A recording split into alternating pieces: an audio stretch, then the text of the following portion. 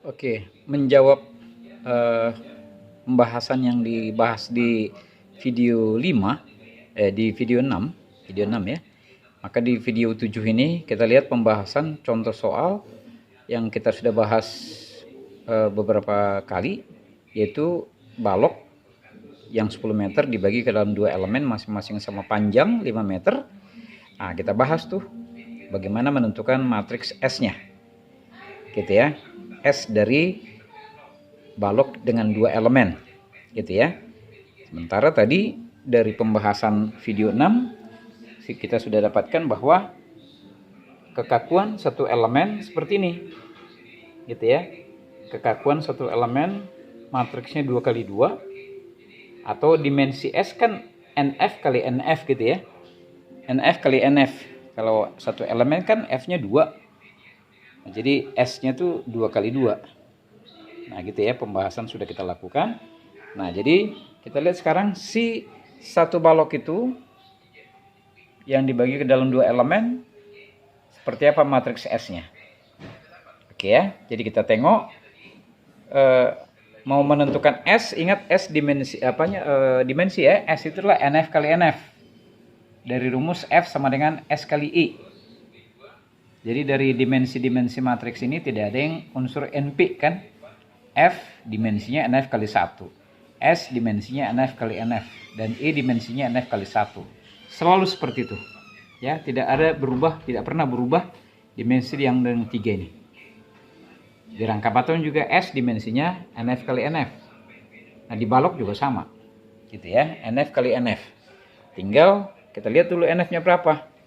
Ya, jadi dari pembahasan yang lalu sudah kita dapatkan NF-nya sama dengan 4. Ya, dengan rumus apa? Rumus umumnya adalah 2 kali jumlah elemen. Ya, karena di setiap ujung elemen pasti ada F. Artinya dari satu elemen pasti ada 2 F. Gitu ya. Jadi NF rumusnya adalah 2 kali jumlah elemen.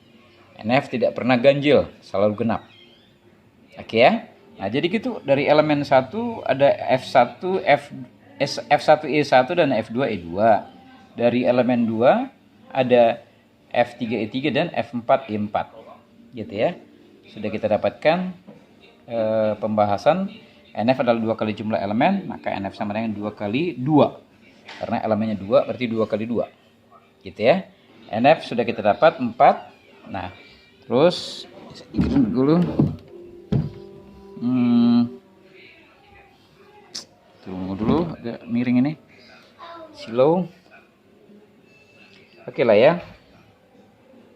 Nah, jadi saya pindah dulu biar nggak silo. Tunggu ya. Biar nggak silo. Tapi agak miring nggak apa-apa. Ya, ini ya. Nah, jadi gitu. NF sudah dapat 4. Terus kita mulai pembahasan S. S, ingat matriks dasar, tampilannya berupa tabel, dimensinya NF kali NF. Nah, jadi siapkan matriks S 4 kali 4 ya, karena NF-nya 4. Ya, NF kali NF dimensinya. Terus siapa mempengaruhi siapa? Kelihatan di sini I mempengaruhi F ya. I mempengaruhi F seperti di rumus di atas. Nah, gini kan? I mempengaruhi F. Gitu ya, rumus pengaruh kanan ke kiri, itu kan selalu ya. Pengaruh kanan ke kiri. Oke, jadi E-nya seakan-akan diketahui, F-nya dicari gitu ya. Gitu dari rumus. Oke lah, jadi S kita lihat dari kepala matriks adalah I pengaruhnya ke F, gitu ya. Jadi I untuk kolom ada 4 ya. I itu kolom dan F untuk baris. Kan gitu ya. Nah, maka S dimensinya 4 kali 4. Oke. Nah, kita mulai pembahasannya. Jadi gini. Elemen 1 pasangan yang ada kan F1E1, F2E2. Gitu ya. Satu rumah nih ada 2 pasangan. Itulah istilahnya ya. Satu elemen ada 2 FI. Ya. Nah, jadi elemen 1 ingat F-nya adalah F1 dan F2 di ujung elemen kan, dengan sendirinya E1 E2 pasangannya. Jadi artinya elemen 1 itu, perhatikan dari tabel ini ya, E1, E2 itu hanya mempengaruhi F1, F2. Ingat ya, pasangannya masing-masing. E12 itu hanya berpengaruh terhadap F12. Ya. Nah, jadi artinya apa? E12 itu pengaruhnya ke F34 adalah 0. Ini ya. Ini nih. Ingat itu. E12 berpengaruh hanya ke F12 yang di rumah yang sama gitu ya.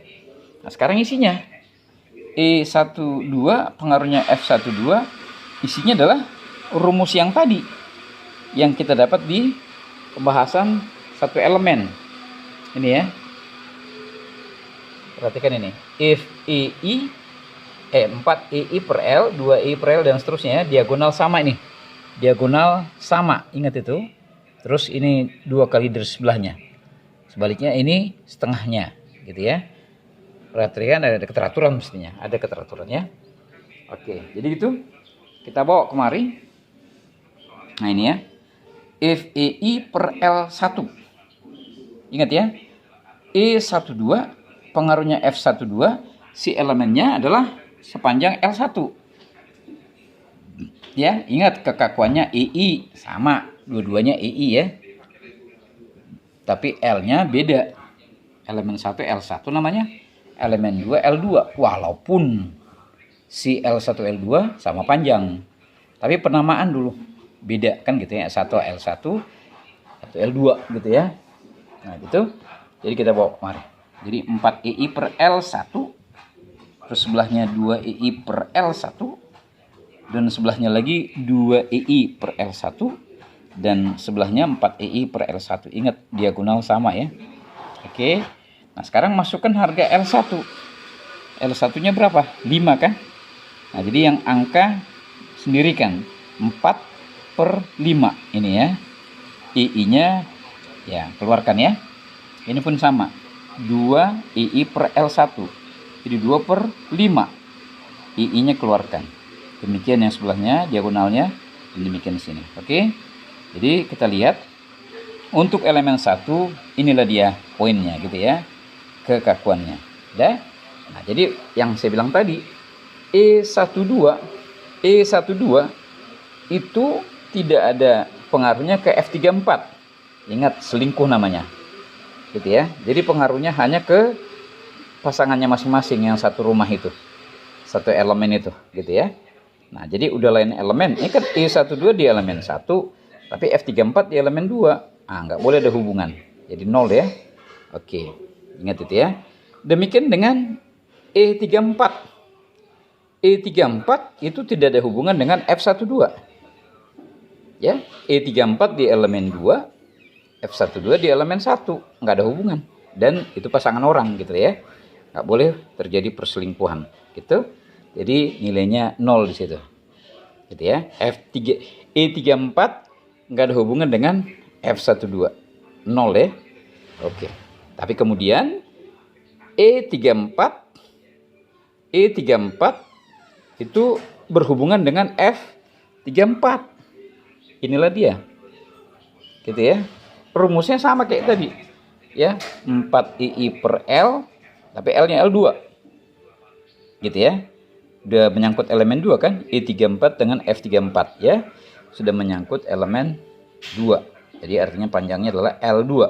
Walaupun kemudian L2 itu sama dengan L1 yaitu 5. Ya, tapi yang jelas kita bedakan dulu rumusnya, namanya gitu ya. L2. Nah, kayak tadi 4/L2. Ini angka kan?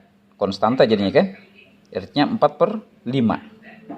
Demikian dengan 2E per L2. L2-nya 5. Jadi angka keluarkan 2/5. E-nya keluarkan.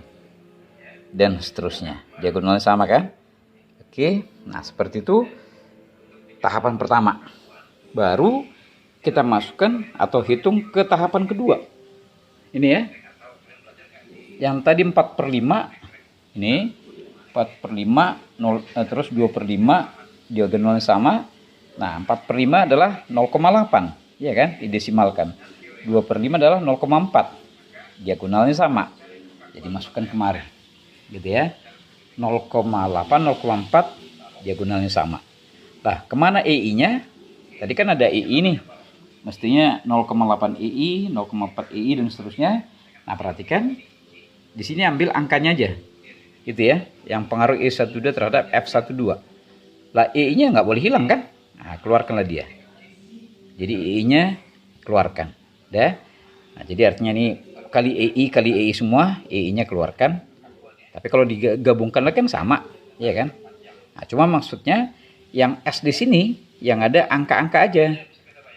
Ya, supaya nanti bisa diproses di matriks S kali B misalnya kan. Nah, jadi nggak ada lagi huruf di sini. Karena hurufnya sudah dikeluarkan kali EI gitu ya. Oke. Nah, udah jelas diagonal tetap 0 ya. Pengaruh hitungan tadi. Nah, di sini tadi sama 4/5 jadi 0,8, 2/5 0,4 dan seterusnya. Sama ini juga mengandung EI tadi kan. Nah, EI-nya dikeluarkan. Nah, kan sama kan? Jadi dia pun mengandung EI. Lah kayak enak kalau yang 0, ya 0 dikali EI ya 0 kan? Demikian yang di sini. 0 0 0 kalau dikalikan EI ya, kalikan EI ini nilainya 0. Jadi artinya tidak merubah hasil terdahulu gitu ya. Oke. Tapi yang jelas tujuan kita tadi supaya di dalam matriks ini angka aja gitu ya. Jadi nanti kalau S kali B angka kali angka ada proses gitu ya. Tapi nggak boleh ada huruf. Nah, hurufnya keluarkan. Oke. Yang dimaksud di sini kenapa dikeluarkan juga karena EI-nya itu tidak diberitahu harganya. Berapa angka harga E dan I. Kalau seandainya di awal kian di soal gitu ya, dikasih tahu harga EI-nya ini dalam EI tadi kan di sini dan diketahui harga E-nya berapa, misalnya 10.000 kN per meter persegi misalnya kan. Terus inersianya berapa gitu. Nah, berarti EI-nya bisa diselesaikan kan? E kali I berapa jadinya? Sekian kilogram per meter misalnya gitu. Atau kilogram meter ya. Atau kilogram senti. Ya. Nah, jadi karena nggak diketahui di sini, nah, dia dikeluarkan aja EI-nya. Artinya bukan dikeluarkan jadi diabaikan ya. Artinya dia harga yang tidak diketahui. Tapi, harga yang tidak diberitahukan. Tapi bukan nggak diketahui. Ada harga EI-nya. Tapi dalam hal ini kita anggap satu satuan gitu lah ya. Oke, itulah harga S. Nah, jadi inilah kekakuan dua elemen ya. Oke. Kalau kemarin di rangka batang, kekakuan dari rangka batang itu pasti diagonal. Ya kan? Diagonal. Ya, udah tahu lah kita itu kan. Di rangka batang S-nya adalah diagonal. Nah, sekarang kalau kita lihat S-nya balok. Perhatikan. S atau kekakuan elemen balok tetap dia dalam merupakan matriks diagonal. Tapi diagonalnya dua-dua. Nah, kayak gini. Ya, ini ada harga diagonal kan? Kalau seandainya dibagi si balok tadi dibagi ke dalam 3 elemen, pasti ada F56, pasti ada E56. Artinya di sini akan ada harga, gitu kan? Tapi kemudian di luar itu nilainya 0. Gitu ya. Jadi artinya S pada balok juga merupakan matriks diagonal, tapi diagonalnya dua-dua. Nah, kayak gini kan? Ini dua-dua. Ya kan? Ini dua-dua dan seterusnya. Jadi S itu pasti merupakan matriks bujur sangkar. Kenapa? Karena dimensinya NF kali NF, pasti bujur sangkar. Dan yang kedua, pasti juga merupakan matriks diagonal, seperti halnya di rangka batang. Ya? Jadi matriks S itu pasti diagonal, tapi ada bedanya. Kalau di rangka batang diagonalnya 1/1, kalau di balok 2/2.